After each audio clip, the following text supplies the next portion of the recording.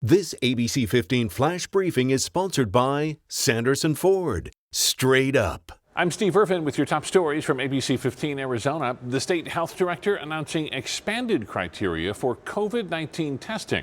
Now, anybody who thinks they may have been exposed can be tested as long as labs have adequate testing supplies and PPE.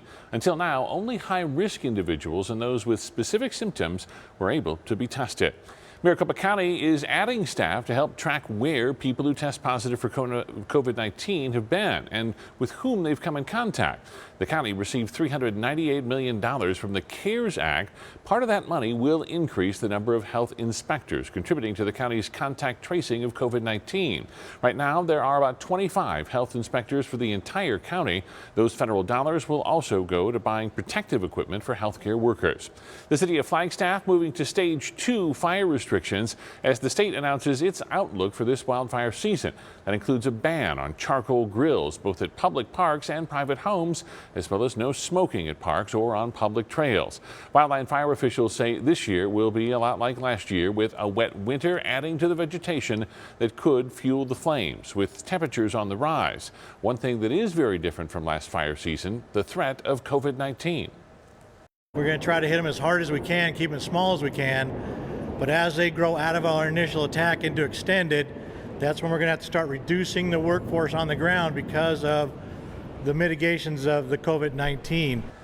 Now, to make up for fewer ground crews, the Department of Forestry and Fire Management says it will rely more on aircraft to fight fires this year.